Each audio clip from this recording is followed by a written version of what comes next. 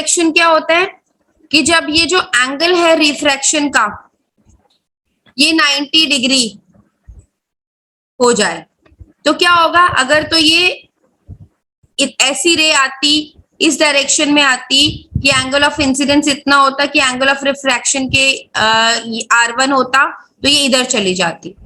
फिर ये for example दूसरी रे है वो थोड़ा ज्यादा बेंड हो गई, अब ये वाला जो एंगल ऑफ इंसिडेंस है वो ऐसा है कि ये इस लेवल पे चली गई।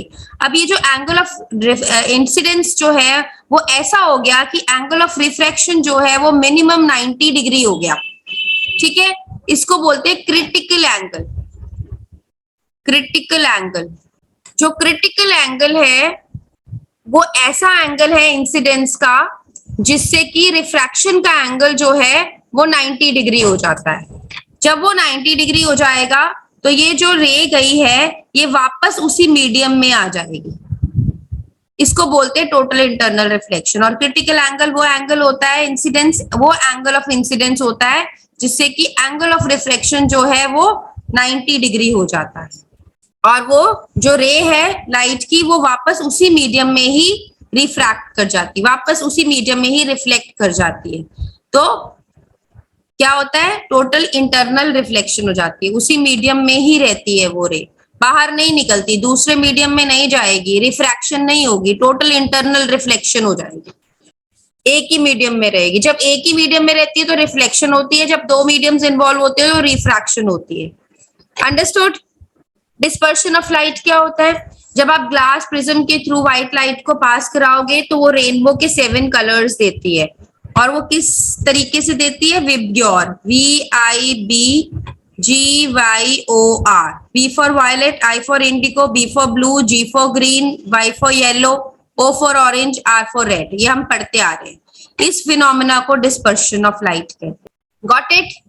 आप इसमें आपको क्वेश्चन आता है which colour is deviated the most, सबसे ज्यादा कौन सा डेविएट कर रहा है, जिसका एंगल ऑफ डेविएशन सबसे ज्यादा है। This is the angle of deviation. किसका ज्यादा है, वायलेट लाइट का, और सबसे कम किसका है, रेड लाइट का। सो सबसे ज्यादा डेविएट कौन सा कलर कर रहा है, वायलेट लाइट, और सबसे कम डेविएट कौन सा कर रहा है, रेड।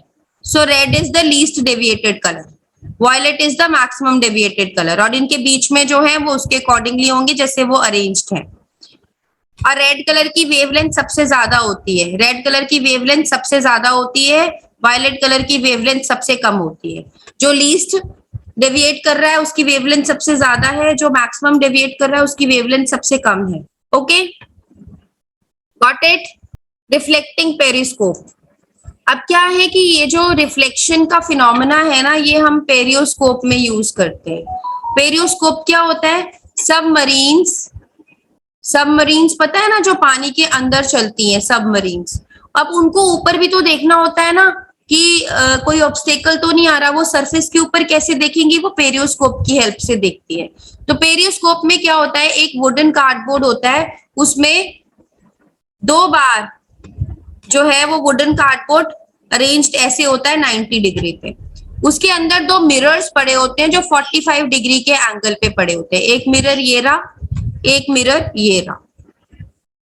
यहां से हम देखते हैं अंदर से, और यहां से क्या होता है, ऑब्जेक्ट से लाइट टकरा के आई, यहाँ पर इमेज बनी, वो इमेज जो है वो यहाँ पर बनती है और वो हमें दिखाई देती है। जैसे कि आप अपने पीछे वाले हेयर को देखना चाहो तो आप 2 मिरर्स यूज करते हो, तो आप क्या करते हो, आप मल्टीपल रिफ्लेक्शन का यूज करते हो। सिमिलर वे में ये भी मल्टीपल रिफ्लेक्शन का यूज करता है और हम बाहर देख पाते हैं। सबसे पहले रे आई, वो फर्स्ट मिरर पे पड़ी, उसकी जो इमेज है वो इस पे बनेगी और वो हमें दिखाई देगी। तो इसमें बेसिकली 2 चीजें इंपॉर्टेंट है। एक इसमें है कि 2 प्लेन मिरर्स पड़े हुए होते हैं, कौन से एंगल पे, 45 डिग्री के एंगल पे। हमने एक कैलिडोस्कोप किया था, उसमें 3 प्लेन मिरर्स थे और वो 60 डिग्री के एंगल पे अरेंज थे। इसमें क्या है, इसमें 2 प्लेन मिरर्स हैं और वो 45 डिग्री के एंगल पे अरेंज्ड है। Got it? यूजेस क्या है रिफ्लेक्टिंग पेरिस्कोप के, कि अगर सोल्जर्स को अपने एनिमी की मूवमेंट्स देखनी हो वॉर्स के टाइम पे तो वो पेरिस्कोप यूज करते हैं, सबमरीन्स में यूज करते हैं इन्हें। डिसएडवांटेजेस क्या है कि अगर फॉग या स्मोक होएगी तो हमें नहीं दिखाई देगा, और क्योंकि मल्टीपल रिफ्लेक्शन हो रही है इसलिए थोड़ी इमेज जो है वो प्रॉपर नहीं बनती है, ज्यादा ब्राइट नहीं बनती है। पूरा वीडियो देखने के लिए और लेटेस्ट